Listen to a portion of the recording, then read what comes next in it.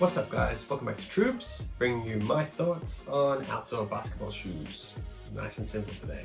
In this video I got one of my favorite parts of any shoe buying experience lined up for you. It's the unboxing. Alright, so I've got 3 pairs of Peak shoes here from China. COVID has hit international deliveries pretty hard, and my usual 1 to 2 week shipping time when buying from Taobao in China has been quadrupled. This shipment took about 8 weeks, but it was huge. It looked like this, and it's about 14 kilos worth of kicks. So I decided against putting all of that into one video because it'd probably be like 20 or 30 minutes long. Ain't nobody got time for that. And I thought I'd do them by brand. So today we've got 3 shoes from Peak. One of these I've seen before, and 2 of them I've never had in hand. So I'm pretty pumped. For those of you who don't know, Peak is one of China's big sporting goods companies that make shoes for soccer, basketball, badminton, all kinds of sporting gear too. They sponsor a bunch of pretty big NBA players as well. Tony Parker had maybe 9 signature shoes with them. Most of them are pretty awesome. Shane Battier was with them as well. And George Hill. Lou Williams currently plays in some really dope Peak shoes. So they're a legit brand. I've always loved playing in Peaks myself. I did a video of one of my favorite all-time Peak shoes, the Peak Monster. Those horrible, well, I love them, green looking shoes. Link will be hopefully up in a card right now. And I bought Peaks for my friends as well around here in Sydney, and they've all had really good things to say about them. So let's get into this first one.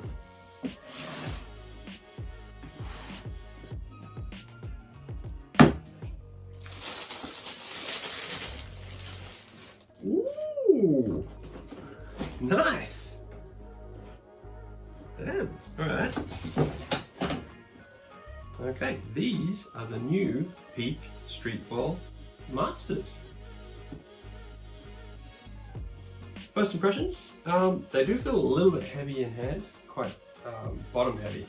This feels like there's quite a lot of cushion, probably EVA, some kind of foam compound like a Phylon or something, I'm guessing. It feels really soft in the heel, so that's always a promising sign, but got a little bit of a PG vibe maybe, PG1, or maybe I'm just picking up on the strap. I love the strap, personally. It's one way to not have to deal with the laces too much. You can lace them up, put this over the top. So that lace there is going to lock the laces down pretty tight, provide some extra upper foot collar level stability around the foot.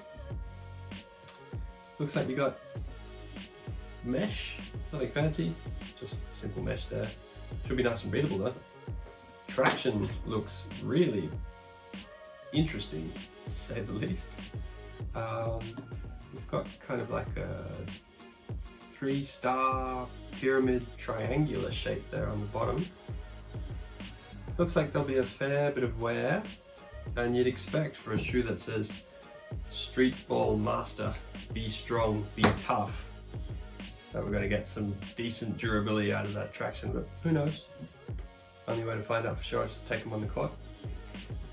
I think the aesthetic of these is really pretty nice. I'm liking that. Got Peak branding here on the heel cup.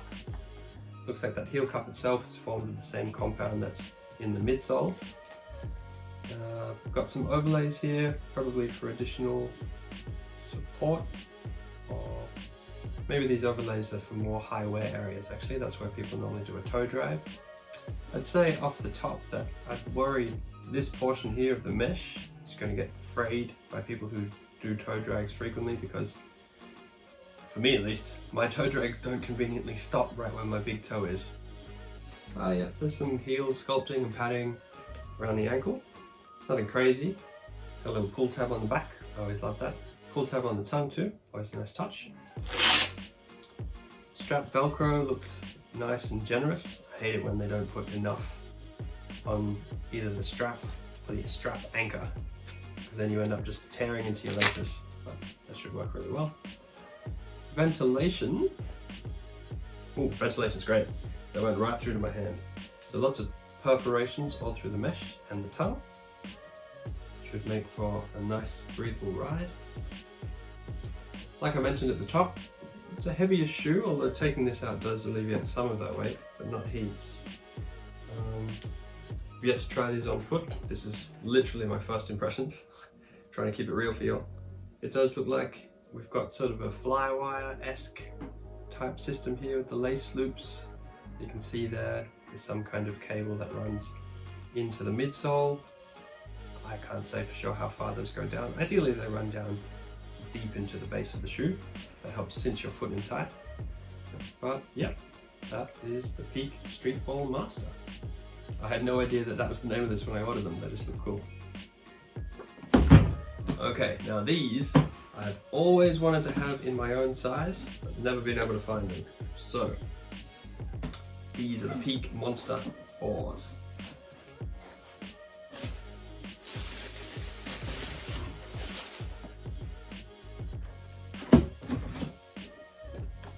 Yeah! Alright, so I don't know when I'm going to be releasing this video, but today's the 29th of October and Halloween is just around the corner. If I were the sort of person to celebrate Halloween, these would be a dope shoe to use on the day. Because you got all kinds of little monster details. First you got the Peak Monster branding on that ankle strap there. Got little teeth here down at the base of the shoes. There was a time when George Hill, I'm pretty sure, when he was with the Pacers, wore the Peak Monster, one of the earlier versions of these, as his signature. So I know this is a totally legit shoe. When I've worn Monsters in the past, never been let down. More Monster branding here on the outside of the foot. Yep, the sole. Aesthetically, I know these aren't everyone's cup of tea. I like these a lot. And even if you don't like the aesthetic, I think there's a lot that this shoe has to offer. My friend Tamor bought a pair in a smaller size quite a while ago for me and he liked them. So let's take it from the top. Pretty sure it's a synthetic leather. No tech specs on the box, but I'd guess it would be synthetic at the price I paid. These are about $35. Actually, that's right. The Streetfall Masters were about $45, so that's pretty great. Aussie dollars, of course.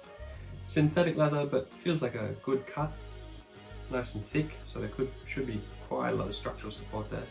Got mesh again, all the way through these panels. Yep, so there should be some breathability. The Peak Monster that I tried, I think that was Generation 3, these are Gen 4, had absolutely no breathability. That was the one downside of that shoe. So I love that they've included some mesh. Tongue here says 270 degrees dynamic tongue, which is a nice touch. I think what they mean is that the tongue wraps all the way around here, and then they're also including this bit here, I suspect, which is an interesting touch. Yep. Inside the shoe we have a decent amount of heel padding, cup that ankle and Achilles area. Yep. Now this traction I've used before on Peak shoes and it lasts for a long time. It's not the most conventional design, you've got these little pods here, but the rubber compound is really, really thick. You can hear, I think, as I scrape. Yeah, I wore these on a different Peak shoe for, must have been 9 months, playing 4 or 5 times a week. No problems. I've got Foothold, which is one of Peak's names for their outdoor traction system, as far as I remember.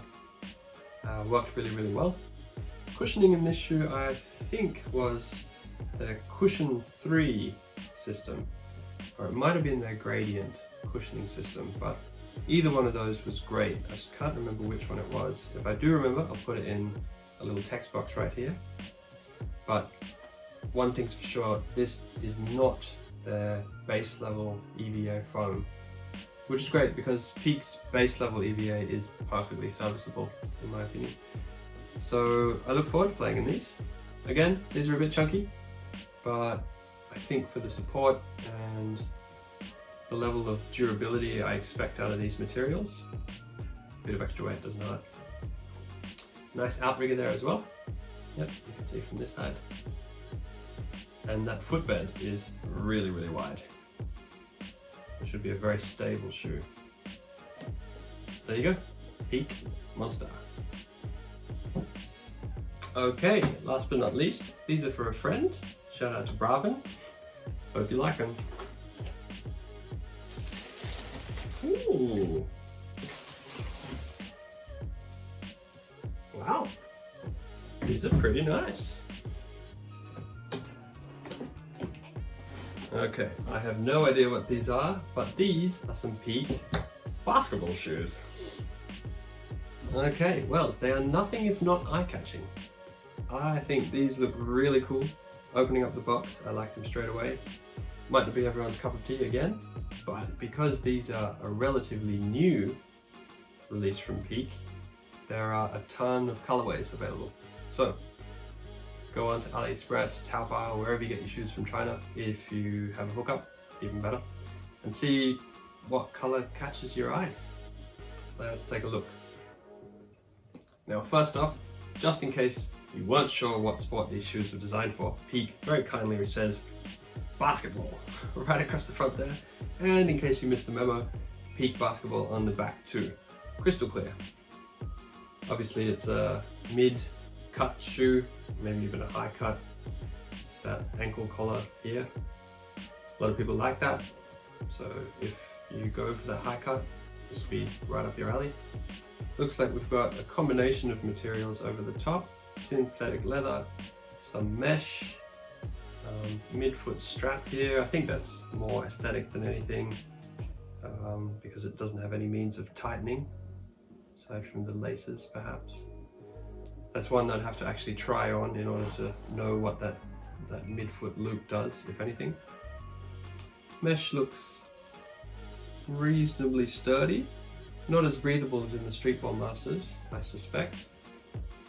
Some slight ventilation, but I think most of the breathability in this shoe is going to come through the tongue, which has nice sized perforations.